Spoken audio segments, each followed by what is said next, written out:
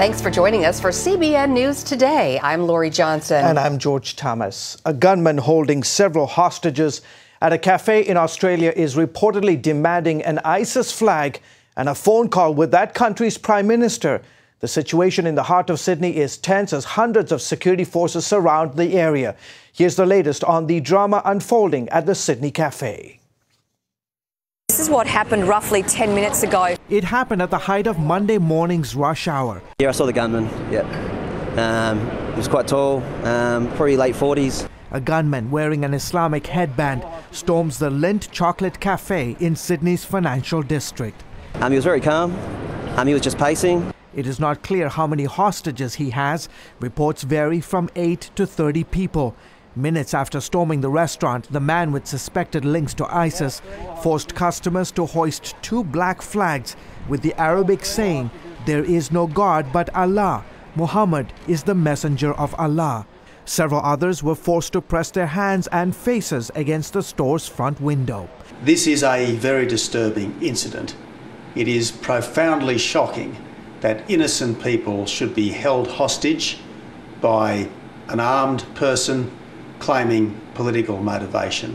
5 people managed to escape, reportedly telling police that the gunman had 4 bombs planted around the city.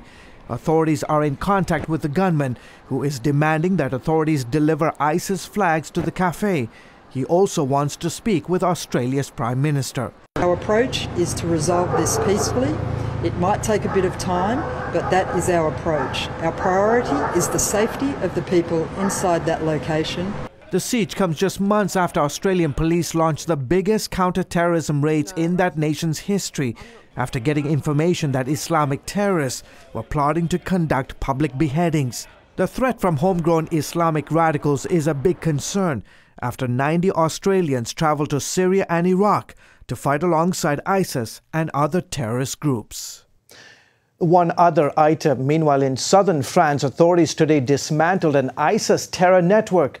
French police raided dozens of locations where jihadists were reportedly preparing to send fighters to Syria. France has the largest Muslim population in Europe, by the way, and in recent years, hundreds of its citizens have fought with terrorist groups in Syria and Iraq and have called for attacks on their homeland. Ex-CIA interrogation chief Jose Rodriguez says the Senate Intelligence Committee's report throws the CIA under the bus. He says it could create many problems for agents in the future. Senator John McCain, a former Vietnam prisoner of war, defended the report, but says he understands why the tactics were used. I make of it a whole range of motives from people who were so understandably alarmed and angered by the attacks of 9/11 that their first motivation is do whatever's necessary to make sure there's never again a repetition and some revenge there. Obviously, all of us felt that. McCain went on to say what we need to do now is come clean, move forward, and vow not to do it again. Iraqi Christians who fled villages near Mosul this summer are still living away from their homes. They joined more than 1 million other Iraqis who fled for Kurdistan after Islamic State fighters overran their neighborhoods. The question is, will the Peshmerga act soon to liberate Iraq's second largest city from ISIS? This is the Iraqi government's responsibility. This is the Sunnis' responsibility in and around Mosul. To what extent they will be ready to do that, we will support any offensive if there will be a comprehensive strategy to drive ISIS out of Mosul. But to say that the Kurdish Peshmergas to do it alone, without the support of the Sunnis, without the full participation of the Iraqi federal government, it will turn to be a Kurdish-Arabic war that we don't want to have happen. Our senior international correspondent Gary Lane is actually in the region. For more on the story, log on to cbnnews.com and read his latest blog on the Entry Global Lane. Israeli Prime Minister Benjamin Netanyahu is in Rome to meet with Secretary of State John Kerry and European leaders. He'll push back against a French plan that would divide Israel and the West Bank into 2 states based on 1967 borders. The French are trying to go through the UN Security Council over Israel's objections.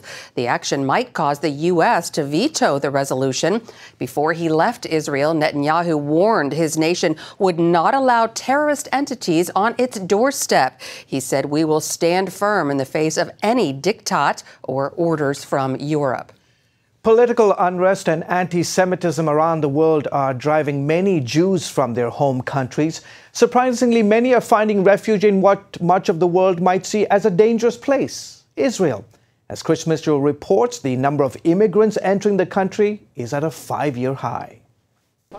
When 19-year-old Alexandrina Zolodev saw her family safely on the ground in Israel, she couldn't stop crying. When I saw them, I cried a lot. My mom cried too. It's really a happy day, but we're crying a lot. Alexandrina immigrated here last year when Ukraine was still relatively quiet. Then the fighting began, catching her family in the middle of it. When I lost contact with them, I was very worried because I didn't know what happened there. They called later and my dad told me that every day they were sleeping in the cellar.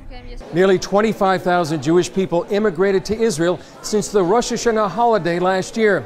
Many of them came from war zones or places where anti-Semitism is on the rise.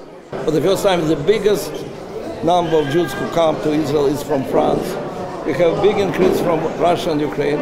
Jewish Agency Chairman Natan Sharansky immigrated to Israel after spending years in a Soviet prison. For me, it's especially exciting to see these families from Ukraine who are coming from the places where I grew. These places are destroyed now by the war. He said Christians play a big role in helping Jewish immigrants connect with his agency. When they do come, many arrive with little more than the clothes on their backs. They come here without anything, without maybe 2 suitcases, that's all, because of bombing, and Israel is the country that can help them. Sharansky says these immigrants are fulfilling Jewish prayers and Bible prophecy, in which God promises to bring his people back to the land. Every of these Jews is closing the circle of thousands of years, at least 50 generations of his fathers and grandfathers and great-grandfathers. We're praying next year in Jerusalem. And here they are this day in Jerusalem. The Zolodev family will settle in the Israeli community of Ra'anana, and Alexandrina will soon join the IDF. Alexandrina's dad arrived on his 41st birthday and says he has hope for the future, that his dreams will be fulfilled. Chris Mitchell, CBN News, Ben Gurion Airport, Tel Aviv. Good news today for people who want the cross that sits atop San Diego's Mount Soledad to remain there. It appears President Obama's signature is the only thing needed to pass a law that would keep the 4-story cross from being removed. Friday, Congress passed legislation allowing the Defense Department to sell the government land where the cross sits to a private company. Earlier, federal courts ruled that having the cross on government-owned property is an unconstitutional endorsement of religion. The cross honors America's fallen military heroes. An ordinance that would have allowed transgender males to use women's and girls' restrooms, showers, and locker rooms in Fayetteville, Arkansas, has been overruled by voters there. It's the local law Michelle Duga campaigned against, leading gay rights activists to protest her family's show, 19 Kids and Counting. 52% of those voting said no to the ordinance. The American Family Association applauded the outcome, saying, quote, "We are encouraged to see that voters came out to voice their concerns about privacy issues, safety, religious liberties, and health of local businesses." Coming up, want to keep your memories sharp as you get older? Well, we'll tell you why researchers say chocolate might help. Stay with us. So welcome back to the show. So if you're hoping to prevent high blood pressure, which should you avoid more, sugar or salt? Well, most people would probably say salt. That is correct. Well, good guess, but new researchers show actually sugar is more to blame for hypertension. That's according to a new study published in the journal Open Heart. Researchers say the problem isn't in your sugar bowl or salt shaker at home, but rather in processed foods that contain astronomical amounts of both salt and sugar.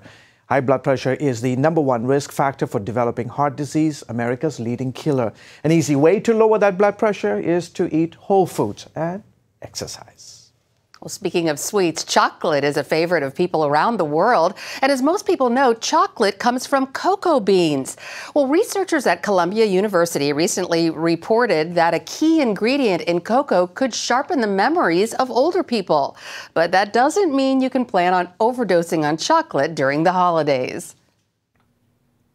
The antioxidants found in dark chocolate called cocoa flavanols, which come from cocoa beans, appear to reverse the subtle memory loss that comes with normal aging. That's according to a Columbia University study. In just 3 months, test subjects regained the memory strength of a person 25 years younger.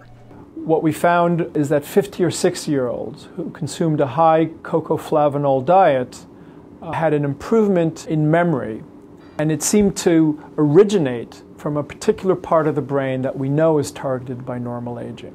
Unfortunately, the cocoa flavanols had no effect on a different part of the brain targeted by Alzheimer's disease. The study required participants to consume a drink containing 450 milligrams of cocoa flavanols, equaling what's in 7 dark chocolate bars. With that in mind, is it a good idea or not to eat a lot of dark chocolate every day in order to reverse the natural memory loss that comes with aging? It is true that cocoa flavanols are found in chocolate, however, only in very small amounts.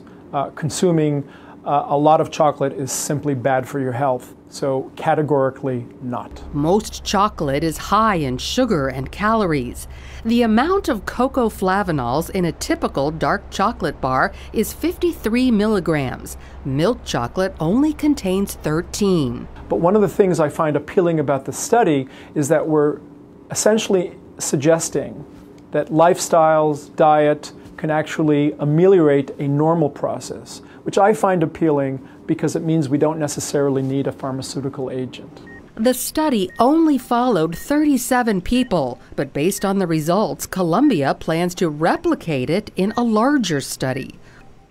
So bitter chocolate is better for you? That's right. The darker, the better. And the milk chocolate, it tastes better, but it's really not that good for your health. But you know, dark chocolate is also contains antioxidants, so it's good for your health in that way too. Not to mention the memory. Good stuff. Well, still to come. A Florida World War II vet is under fire for feeding the homeless. Stick around, we'll explain why.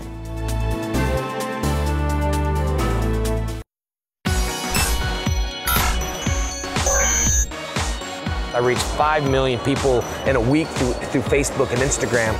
That was the Green Power Ranger, Jason David Frank, kicking off this edition of the Digital Download. What a social media presence. And we noticed that when we posted a picture after meeting with him, thousands of likes instantly. We also posted his story online, and once again, thousands of views. So joining us now is Caleb Kinchlow to break down why this man is so successful on social media. What's the one thing that everybody wants on social media? We want likes, we want followers. Likes, followers, that is why we do it. You know, and there are a few different ways to get that done. So we're gonna give you 3 quick tips on how to increase your social media presence. Step number 1, branding.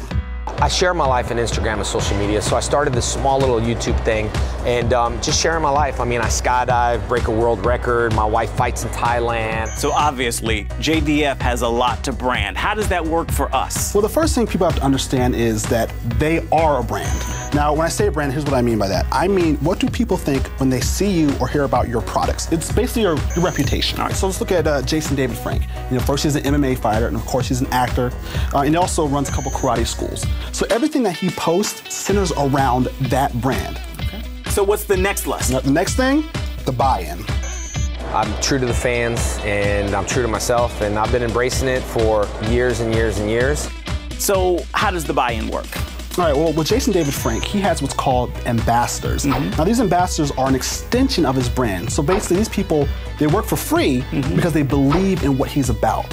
You know, people don't care about what you do, they care about the why you do it. And he sold them on his message about positivity, living fearless, and things of that nature. So how does it work for us? Basically, give people a reason to follow you. All right, what's the next lesson? The next lesson is about building community. Very active in social media. I feel like when there's good causes that come out or like suicide prevention stuff, like I feel like it's my job. Like I told my wife, it's like a calling to fulfill people's happiness. Okay, so how do we build community? So I was texting Jason the other day about what is it that he does, and he said that he spends hours at a time responding to the fans. That's the part that people seem to neglect. The work that it takes to do these things. If you're going to post something, you have to be available to respond and ask questions and find out what your viewers, what your fans want to hear. So there we have it. Branding, buy-in, and building community. So beyond that, there's also a danger to doing this wrong. Right, of course. Ephraim, people say that any press is good press. Well, unfortunately with social media, that actually is not the case. We've got some examples. Right, of course. I mean, this example is so bad. I've actually seen this in different textbooks. McDonald's and the McRib. Oh yes, the delicious sandwich, the McRib. When social media was first kind of coming out with Facebook and Twitter, they posted comments saying, hey, the McRib is back. However, they didn't have anybody to monitor those comments. So people were saying all these terrible things, and McDonald's wasn't combating, those thoughts. So all these years later, the McRib is still around, people still eating it, they're doing it right. Right, McDonald's is doing it right. They've started a new campaign called Our Food, Your Questions, where they're inviting viewers to ask the hard questions about all of their food. So bottom line here, it takes time to do this right, as we heard from Jason David Frank at the very beginning. That is going to do it for this edition, everyone. I'm Ephraim Graham. And I'm Caleb Kinchlow, and this is your Digital Download. Some say city officials in Fort Lauderdale were acting like the Grinch by trying to stop a 90-year-old man from feeding the homeless, but he still wouldn't back down. Yeah, and then came the uproar on social media, and a Florida judge stepped in to stop the city. David Brody introduces us to the unlikely leader at the center of this fight. As the song goes, it's the most wonderful time of the year, a time when giving becomes the priority and hearts turn toward the needy. But in Fort Lauderdale, sharing food is a right. A Scrooge of a law has led to protests and national attention. And the man in the middle, 90-year-old Arnold Abbott, lovingly referred to as Santa Claus. I love you, brother.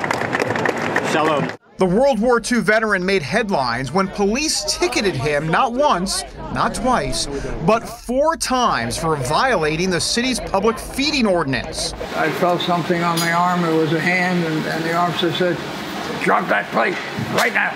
So I had a weapon in my hand. That was kind of funny. Video of Abbott defying the new law went viral. When we caught up with Abbott, he was preparing to hit the streets again with a fresh batch of meals. We don't serve the same food day after day. We serve different food.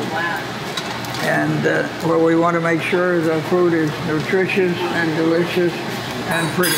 Abbott has spent the last 23 years feeding and educating the city's homeless. It's a mission of love. Love is in our name. Love is what we do. Through a nonprofit called Love Thy Neighbor, he trains the homeless for jobs in the food business. For Abbott, it's not only a heart of compassion that motivates him, it's honoring the legacy of his late wife, who also dedicated her life to the poor. Each week, he heads to the beach to feed hundreds, but some say that public location has become a problem. And so it's really set up to address an issue where we have some downtown parks that were being completely overwhelmed by these feedings. Fort Lauderdale Mayor Jack Seiler landed in hot water over the law, but says he's not the bad guy. The park almost became off limits to others in the community on days those feedings were taking place. Families were complaining to us, children were complaining to us, people that wanted to visit the library were complaining to us. Seiler says groups are welcome to feed the homeless as long as they follow a few guidelines. Nobody passed any ordinance that restricted the homeless access anywhere in downtown. All we said, all right, in terms of feedings going forward, there are going to be, ideally we'd like them indoors. Ideally, we'd like them to have restrooms. We'd like them to have a, kitchen or something, bathrooms, bathrooms available, water, clean water available. That would be the ideal situation to host these feedings. Abbott and his supporters say those guidelines make it difficult for smaller charities. He also believes public places should be open to everyone, including homeless men, women, and children. The beach has always been outdoors, so everybody can enjoy the beauty of it. The only people excluded are the homeless. Florida isn't the only state to have these, quote, anti-homeless laws. These laws are actually popping up in many states across the country. According to a report from the National Law Center on Homelessness and Poverty, Anti-homeless laws have passed in more than 180 cities across the United States since 2009. Just a few hours north, Orlando restricts begging. In California, Santa Cruz bans sitting or lying down on public sidewalks. Overseas, cities have installed these anti-homeless benches to cut down on loitering and sleeping in public places. As homeless populations grow, city leaders often find themselves torn between compassion and maintaining space for the general public.